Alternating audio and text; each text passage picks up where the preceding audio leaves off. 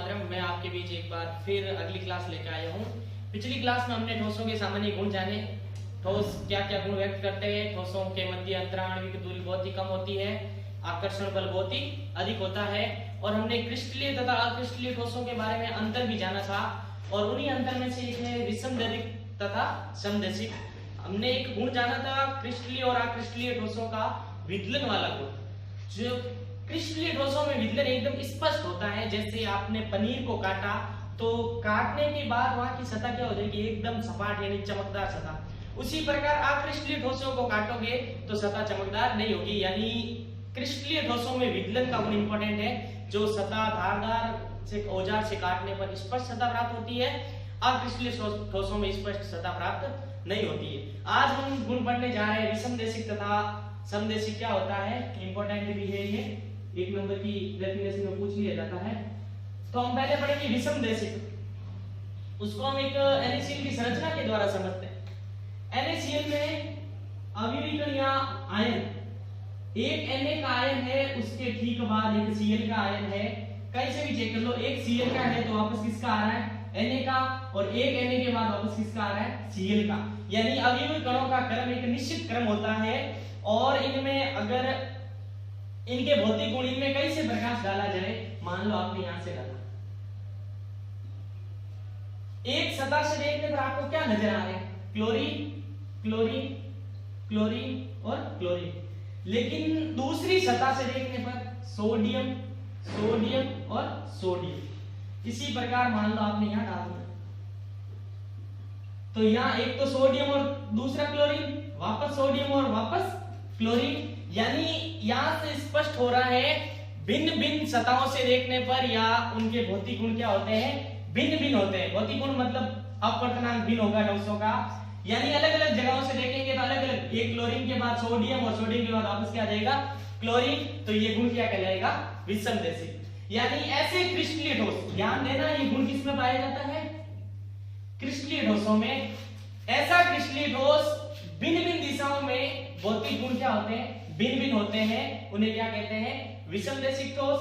या विषमदैशिक गुण केवल और केवल कौन से ठोस प्रदर्शित करते हैं, क्रिस्टलीय ठोस। और एक नॉर्मल सा एग्जांपल है जो आप प्रेयर में देख सकते हो, एक ही लाइन में 9th के स्टूडेंट हैं, एक में 10th के, एक में 11th के और एक में 12th के।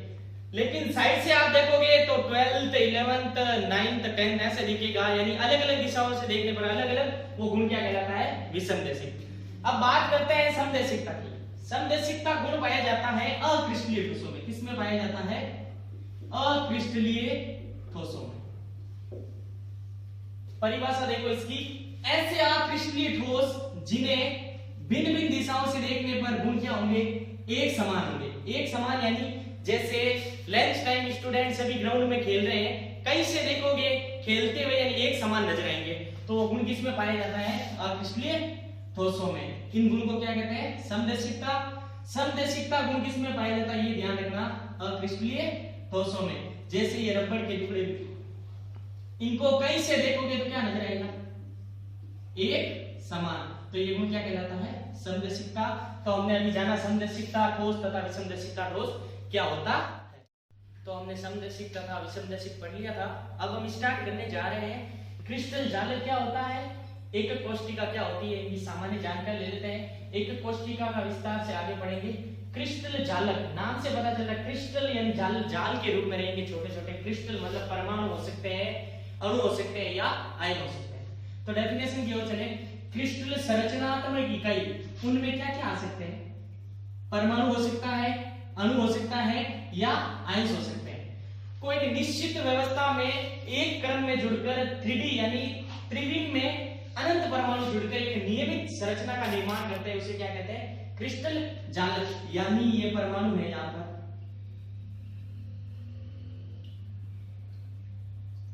इस प्रकार के बहुत सारे परमाणु या अणु जुड़कर एक क्रिस्टल जालक का निर्माण करते हैं, उसे क्या कहते हैं, क्रिस्टल जालक। अब बात करते हैं क्रिस्टल जालक का गुण क्या है। इसमें प्रत्येक बिंदु मतलब ये वाला, प्रत्येक बिंदु या परमाणु एक समूह को व्यक्त करते हैं। ऐसे कितने समूह, बहुत सारे समूह को व्यक्त करते हैं। और दूसरा गुण इसका, प्रत्येक बिंदु संपूर्ण जालक के अन्य बिंदुओं के समान होते हैं। ये ध्यान देने, समान कैसे, जैसे आपने संरचना ले ली NaCl, किसकी ले ली? NaCl। तो उसमें फिक्स है कि एक परमाणु Na का आएगा और दूसरा किसका आएगा? Cl का। यानी ऐसे नहीं है कि Na का आया और आगे किसका आ गया? कैल्शियम का। अगर वो कैल्शियम का है तो कैल्शियम का ही आएगा, यानी प्रत्येक परमाणु अन्य के समान होते हैं। यानी Na है, Cl है, उसके बाद वापस कौन आ जाएगा? Na, और उसके बाद वापस कौन आ जाएगा? Cl। यानी कोई दूसरा परमाणु नहीं होगा। यानी प्रत्येक बिंदु संपूर्ण जालक के अन्य बिंदुओं के बिल्कुल क्या होते हैं? समान होते हैं। अब एक कोष्ठिका की परिभाषा समझते हैं। क्रिस्टल जालक समझ में आ गया तो एक कोष्ठिका आसानी से समझ में आ जाएगा। इधर ध्यान देना, जालक बिंदुओं का वह समूह, वह त्रिविम जिसको बार बार दोहराने से संपूर्ण जालक का निर्माण होता है। यानी ये 3D में बहुत है, इनमें से अगर एक पार्ट को उठा लूं, यानी ऐसे ऐसे बहुत सारे जुड़ेंगे तो किसका निर्माण होगा? क्रिस्टल जालक का। यानी क्रिस्टल जालक में से एक को बाहर ले लिया, इकाई कोष्ठिका को बाहर ले लिया, वो क्या कहलाएगी? एकक कोष्ठिका। यानी जालक बिंदुओं का वह त्रिविम, यानी इसे बार बार दोहराएंगे, ऐसा का ऐसा और बढ़ाएंगे जिससे ये 3D में बन जाए।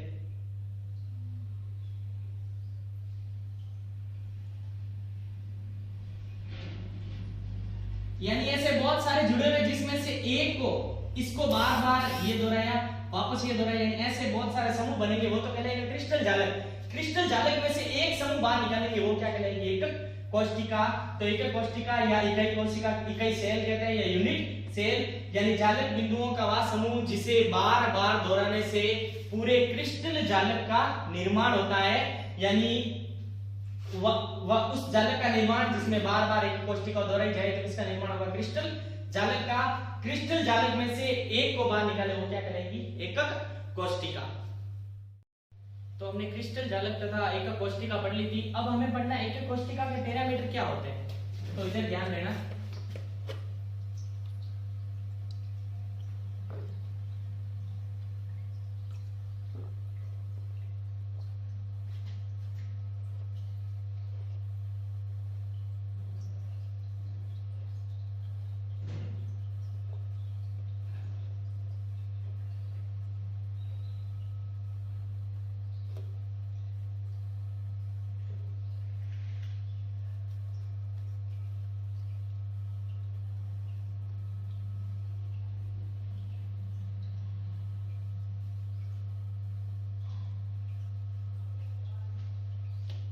एकक कोष्ठिका के पैरामीटर। मैं इसे मान लेता हूं x अक्ष होती भी है और इसे ऊपर ले जाता हूं y और इसे z। अब मैं x अक्ष की अक्षों की लंबाई यानी अक्षीय लंबाई किसकी? x, y तथा z की। मैं मान लूं x अक्ष पर लंबाई में मान लूं a, y अक्ष पर मैं मान लूं b, z अक्ष पर मान लूं मैं c। तो ध्यान देना a क्या हो जाएगी? a के लिए क्या हो जाएगी? x अक्ष के लिए लंबाई, x अक्ष के लिए लंबाई या x अक्ष की लंबाई। और इसी प्रकार b के लिए क्या हो जाएगी? b क्या हो जाएगा? y अक्ष के लिए लंबाई। इसी प्रकार c के लिए क्या हो जाएगी? c क्या हो जाएगी? z अक्ष के लिए, z अक्ष के लिए लंबाई। लंबाई तो आपने मान ली a b c। अब हमें मानना है अक्षीय कोण। मैं अक्षीय कोण मान लूं, अक्षीय कोण a के लिए मैं मान लूं अल्फा कोण। इसी प्रकार मैं b के लिए मान लूं बीटा कोण, बीटा कोण। इसी प्रकार c के लिए गामा कोण। अब कौन सा कोण किसके मध्य है ये पता रखने के लिए एक चीज याद रखनी हमें। जैसे मैं ले रहा हूं पहला a व b के मध्य कोण, a तथा b के मध्य कोण। तो ध्यान देना, जिसको ले रहे हो उसको छोड़ दो। ए तथा बी, ए का क्या आ रहा है अल्फा, बी का क्या आ रहा है बीटा, तो बचा कौन गामा। तो ए तथा बी के बीच का कोण क्या हो जाएगा गामा। इसी प्रकार बी तथा यानी बी व सी के मध्य कोण, बी तथा सी यानी बी का बीटा सी का गामा छोड़ दो, बचा कौन अल्फा। इसी प्रकार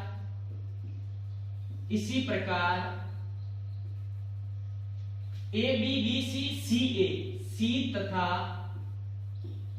ए के मध्य कोण,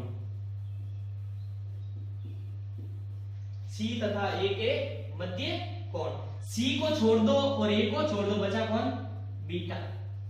तो इस प्रकार तीन कोण आगे और तीन आगे। अक्षीय लंबाई x के लिए है a, y के लिए है b और z के लिए है c। कोण a तथा b के बीच क्या कोण हो जाएगा गामा। b तथा c के बीच कौन सा कोण हो जाएगा अल्फा। c तथा a के मध्य कौन सा कोण हो जाएगा बीटा। यानी कुल पैरामीटर कितने हो जाएंगे एक कोष्ठिका में, कुल पैरामीटर हो जाएंगे 6। यानी 3 तो अक्षीय लंबाई और 3 अक्षीय कोण, यानी कुल पैरामीटर कितने हो जाएंगे। आगे इनका उपयोग है, इसीलिए पहले ये बताया पैरामीटर क्या होता है। टोटल कितने हो जाएंगे 6। तो हमने एकक कोष्ठिका और क्रिस्टल जालक भी पढ़ लिया था, लेकिन एकक कोष्ठिका के प्रकार को जानने से पहले हमें जानना पड़, एक बार मैं फिर से फ्लैशबैक ले लेता हूँ। एकक कोष्ठिका होती क्या है। क्रिस्टल जालक में से एक इकाई भाग क्या कहलाती है एकक कोष्ठिका। जब बहुत सारे इकाई भाग जुड़कर निर्माण करते हैं वो कहलाता है क्रिस्टल जालक। और हमने पैरामीटर के बारे में भी जान लिया। एकक कोष्ठिका के पैरामीटर होते हैं 6, 3 अक्षीय कोण तथा 3 अक्षीय लंबाई। अब हम पढ़ रहे एकक कोष्ठिका के प्रकार। पढ़ने से पहले हमें पता होना चाहिए एकक कोष्ठिका क्या है। तो पहला हम पढ़ रहे मूल या आद्य एकक कोष्ठिका की फॉर्म याद रखनी SCC यानी सिंपल यूनिट सेल बोल सकते हो। क्यूबिक मतलब ये सब में हो सकती है, ठीक है। क्यूबिक यानी घनीय, यानी इसकी फुल फॉर्म है सिंपल यूनिट सेल या सिंपल क्यूबिक सेल। तो मूल आद्य एकक कोष्ठिका क्या होती है, इधर ध्यान देना, सब डायग्राम पे ही है।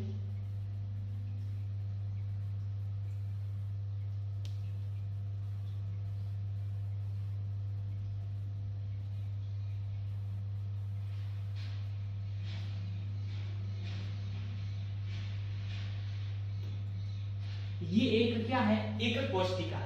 ऐसे ऐसे बहुत जुड़ेंगे तो क्रिस्टल जालक बनेगा, लेकिन हमें पढ़ना है मूल आद्य एकक कोष्ठिका यानी ऐसी कोष्ठिका जिसमें अवयवी कण केवल और केवल कोनों पर हो। कहां पर उपस्थित हो अवयवी कण केवल और केवल कहां हो केवल कोनों पर उपस्थित हो।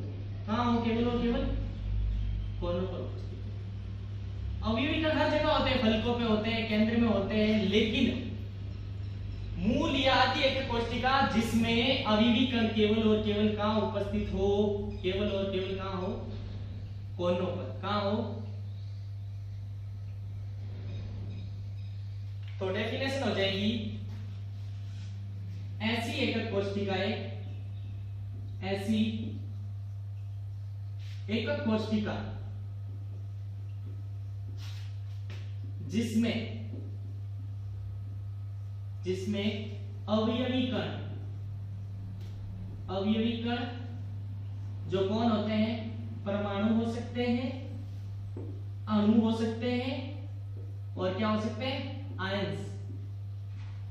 ऐसी एक कोष्ठिका जिसमें अवयवी कण केवल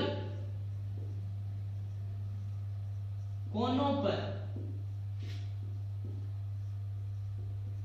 हो उसे मूल या याद रखना आद्य, शॉर्ट फॉर्म में याद रखना SCC आद्य एकक कोष्ठिका कहते हैं।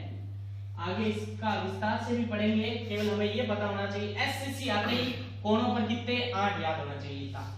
अब बात कर रहे हैं हम अंत केंद्रीय एकक कोष्ठिका। नाम से पता चल रहा है अंत केंद्रीय एकक कोष्ठिका, यानी होनी तो एकक कोष्ठिका ही चाहिए। ये लो एकक कोष्ठिका।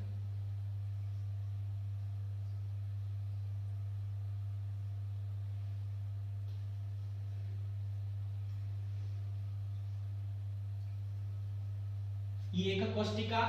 लेकिन इसमें इतनी सी शर्त है, अवयवी कण केंद्र में तो है ही है, लेकिन एक अवयवी कण केंद्र में होना चाहिए। कहां होना चाहिए? केंद्र में। अवयवी कण कोनों पर तो होंगे, लेकिन उसके साथ साथ कहां होने चाहिए? केंद्र में होने चाहिए। यानी अवयवी कण कोनों के साथ साथ कहां पर होना चाहिए? केंद्र में तो होना ही चाहिए।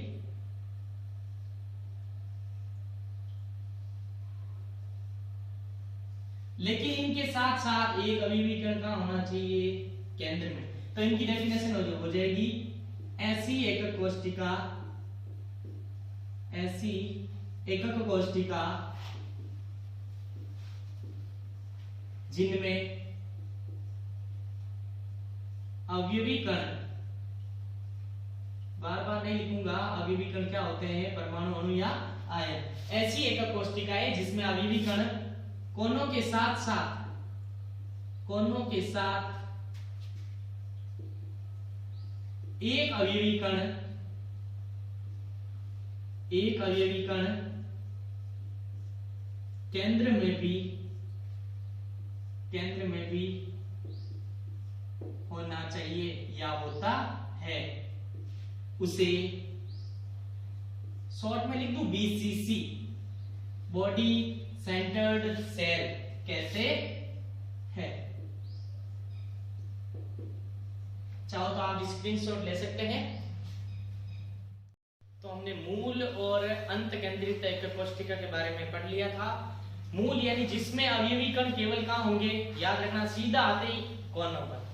फिर आगे बढ़े थे अंत, मतलब अंत केंद्रित यानी केंद्र में, कोनों के साथ एक अवयवी कण कहां होना चाहिए? केंद्र में होना चाहिए। जैसा नाम है वैसा काम है। केमिस्ट्री इतनी भारी नहीं है, अगर आप स्टेप बाय स्टेप सीखोगे इट्स वेरी इजी। तो फलक केंद्रित एकक कोष्टिका FCC, face centred cubic unit cell लिखो या फेस सेंटर्ड यूनिट सेल, दोनों सही। नाम क्या है? फलक केंद्रित एकक कोष्टिका। फलक मतलब कहां होंगे? फलक में होंगे। यानी ये बना रहा हूं एकक कोष्टिका,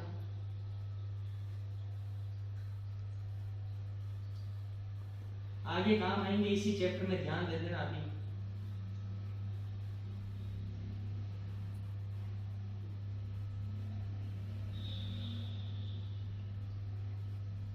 ये तो आपने बना दी एकक कोष्टिका।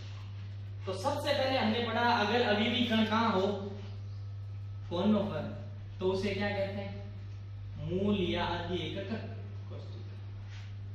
फिर हमने पढ़ा अवयवी कण कहां हो? केंद्र पे, तो अंत केंद्रित। और अब हम पढ़ रहे हैं फलक केंद्रित, यानी अवयवी कण कोनों के साथ साथ, कोनों के साथ साथ, प्रत्येक कोनों के साथ साथ प्रत्येक फलक के केंद्र में होना चाहिए। यानी फलक केंद्र, फलक के साथ साथ फलक के केंद्र में होना चाहिए। कोनों के साथ साथ फलक के कहां होना चाहिए?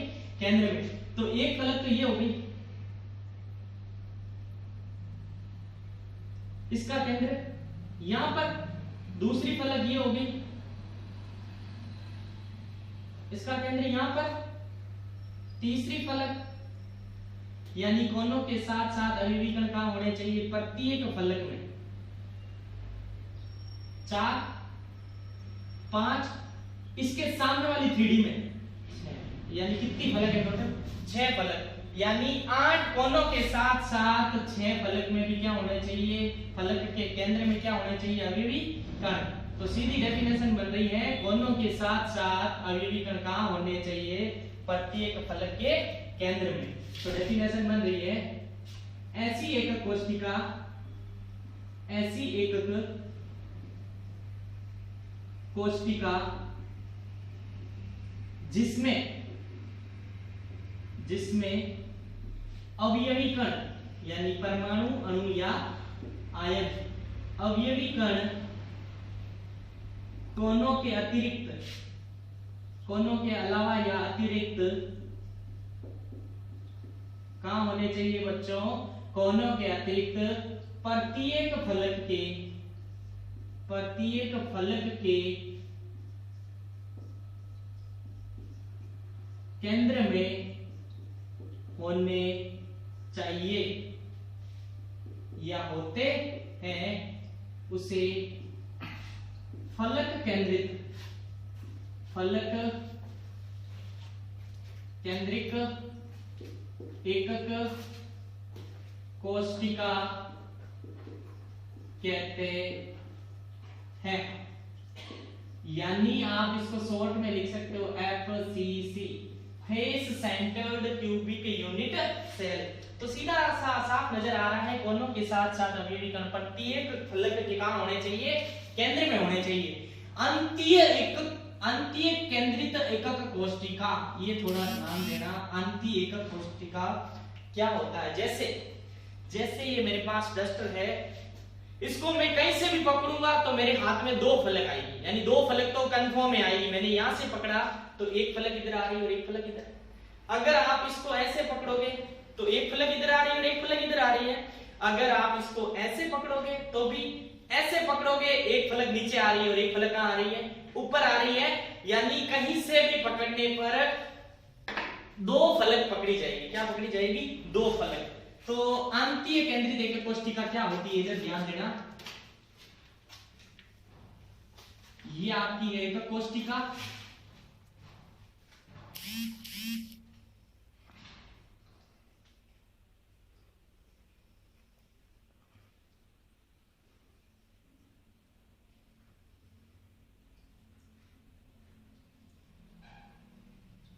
ये आपकी एकक कोष्टिका।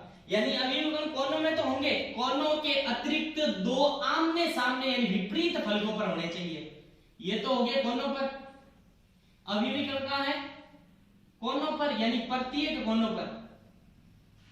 एक चीज ध्यान देना, कोनों के अलावा दो विपरीत फलकों पर आमने सामने, यानी एक ये रही और इसके सामने ये रही 3D। तो इसकी डेफिनेशन हो जाएगी, ऐसी एकक कोष्टिका, ऐसी एकक कोष्टिका जिसमें अवयवी कण कोनों के साथ या कोनों के